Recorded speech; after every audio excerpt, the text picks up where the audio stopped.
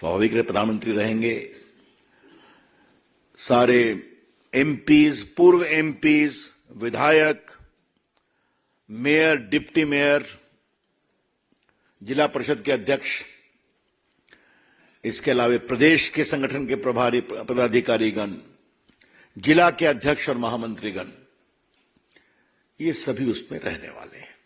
जो संगठन के विस्तारक हैं बड़े, वो भी उसमें रहने वाले हैं।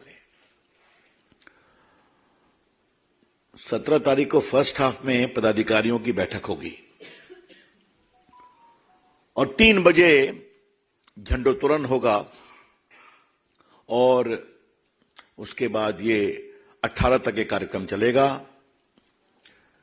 इसमें 2 प्रस्ताव पारित किए जाएंगे। आगामी चुनाव पर विस्तार से चर्चा होगी, विस्तारकों की बैठक होगी अलग से,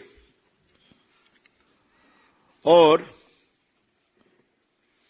विकसित भारत का जो पूरा कॉन्सेप्ट है उसका एक उसमें प्रदर्शनी भी लगेगी कि देश भर से लोग आएंगे उनको बताने के लिए। माननीय राष्ट्रीय अध्यक्ष जी का उद्घाटन भाषण होगा। माननीय प्रधानमंत्री जी पदाधिकारियों की बैठक में भी रहेंगे और वो समापन करेंगे।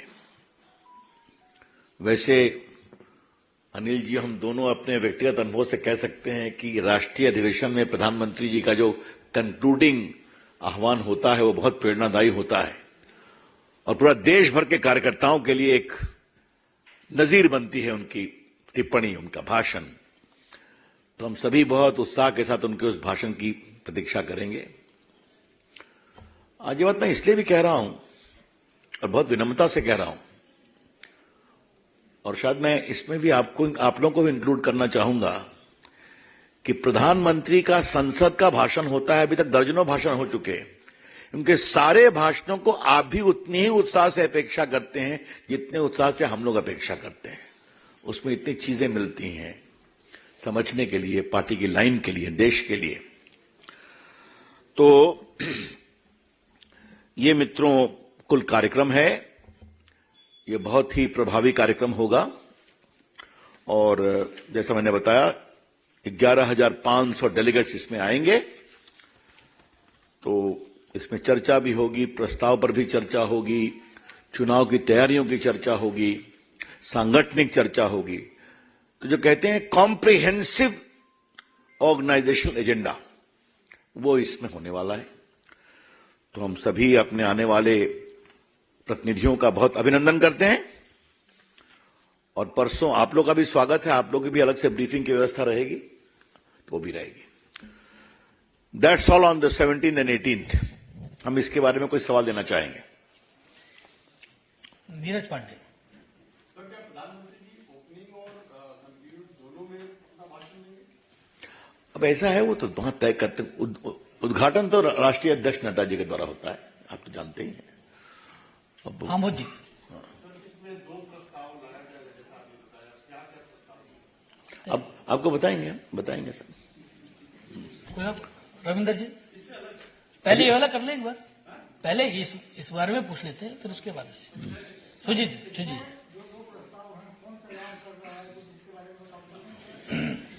आपसे भी वार्ता करूंगा, अवसर आएगा तो। हाँ विनीत।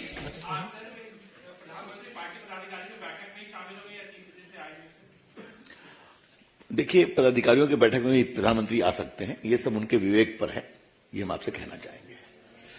रविकांत, आप पूछना चाह रहे थे? अच्छा रविंदर जी, आप इसी बारे में? नहीं भाई, अभी नहीं हुआ है। आप लोगों का इसी बारे में पूछे हिमांशु जी। रवि जी, क्या राम मंदिर को लेकर भी प्रस्ताव आएगा और बाकी प्रस्ताव? आपका कोई सवाल है क्या? नहीं, अलग नहीं, पहले इस बारे में कोई आपका, इस बारे में? ठीक है, रविंदर जी पूछिए। रवि जी बैठे, 2 सवाल। एक है कि चुनावी बॉन्ड को लेकर सुप्रीम कोर्ट ने जो फैसला लिया है, आपके उस कानून को ही असंवैधानिक करार दिया है और जो भी आरोप लगाया जा रहा है कांग्रेस की तरफ से राजनीतिक घूस लेकर बीजेपी इस बॉन्ड को लेकर आई। पहला सवाल। और दूसरा है कि एक वीडियो वायरल हुआ है इसी बारे में एक एक करके पूछिए ना, पहले इसके बोले। हाँ जी।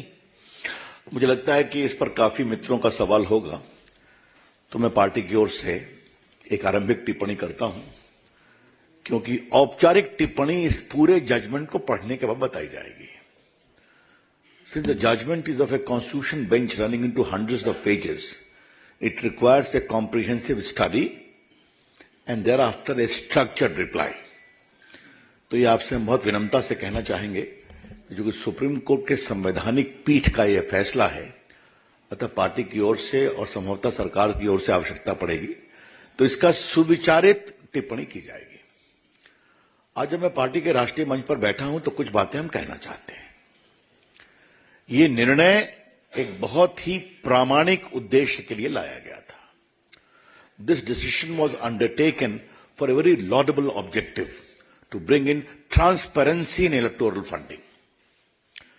चुनाव में पारदर्शिता हो फंडिंग में, इसके लिए लाया गया था. चुनाव में कैश का प्रभाव कम हो, उसके लिए भी लाया गया था. इस बात को समझना बहुत जरूरी है. और हमारे जितने चंदा देने वाले लोग हैं, उनकी अपेक्षा थी कि अगर उचित होगा कि हमारे लिए भी गोपनीयता रखी जाए. और ये बहुत अस्वाभाविक नहीं है. मैं आपको एक अपने राजनीतिक अनुभव से बात कहना चाहता हूं. कहीं पर कोई सरकार है तो हम उनको सहयोग करते हैं. अब मान लीजिए वो सरकार हार गई और उनके विरोधी दूसरी जगह आए तो वो उनके खिलाफ हो जाते हैं. इसलिए कोई ईमानदारी से बिजनेस कर रहे हैं तो उनको अपना काम करें, ऐसा विचार था. और जो लेवल प्लेइंग फील्ड की बात करते हैं, उनके बारे में मुझे एक ही बात कहनी है. जहां तक कांग्रेस की टिप्पणी मैंने सुना नहीं है, अगर उन्होंने कहा है कि घूस लेके दिया गया है, अगर ये कहा है तो जिनका पूरा संस्कार घूस पर है, वो अगर ये आरोप लगाते हैं तो बड़ा हास्यास्पद लगता है. Those whose DNA is based upon corruption and bribery, please don't make those allegations against the BJP. लेकिन जो लेवल प्लेइंग फील्ड की बात करते हैं, उसके बारे में मुझे एक ही बात कहनी है. फील्ड लेवल का है या लेवल का नहीं है, ये तो उन्हीं के बारे में तय होगा ना जो फील्ड के अंदर हैं. जो फील्ड के बाहर हैं, वो लेवल में है या नहीं है, कैसे तय होगा? आप फील्ड में है या नहीं कौन तय करता है? जनता तय करती है. तो अगर देश की जनता ने बहुतों को फील्ड से बाहर कर दिया है, वो लेवल प्लेइंग फील्ड की बात करते हैं, तो और हम क्या बताएं? आप समझते हैं मेरा इशारा किसकी ओर है. बहुत से लोग को चुनाव में एक सीट भी नहीं मिलती है. अपने पुराने बड़े बड़े प्रभाव के क्षेत्रों में, इसलिए वो बात अलग है, छोड़ दीजिए. लेकिन हां, चुनाव में सुधार के लिए ये हमारी मोदी जी की सरकार का एक प्रयास नहीं था. आपको याद होगा, वोटर लिस्ट पर आपकी फोटो छपती है. ये भी उस समय हुआ था ना. आज बड़ी संख्या में जो ईवीएम्स लाए गए, उससे बूथ कैप्चरिंग बंद हुई है ना. जिस प्रदेश से मैं आता हूं, वहां तो जब तक 10-15 लाख नहीं गिरती थी तो चुनाव होता ही नहीं था. अब वो अतीत की बात है ना. और भी कई तरीके से चुनाव में सुधार के लिए जितना प्रयास करना है, वो काफी किया गया है. ये भी उसी प्रामाणिक प्रयास में चुनाव को पारदर्शी बनाने का प्रयास था.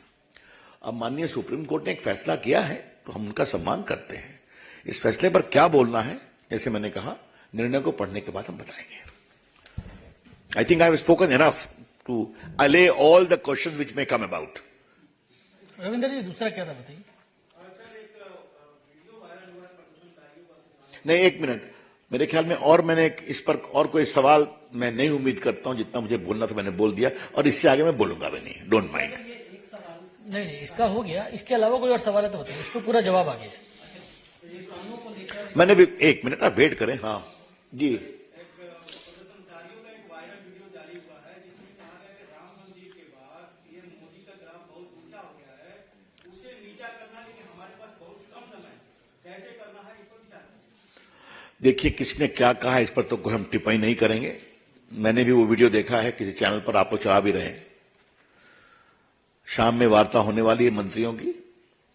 हमारी शुभकामनाएं वार्ता सफल हो जाए। लेकिन हमारे प्रधानमंत्री का ग्राफ तो ऐसे ही बहुत बड़ा है, आज से नहीं बहुत दिनों से है। वो दुनिया के नेता हैं। अभी क्या हुआ है अबू धाबी में और यूएई में आप देख के आ रहे हैं।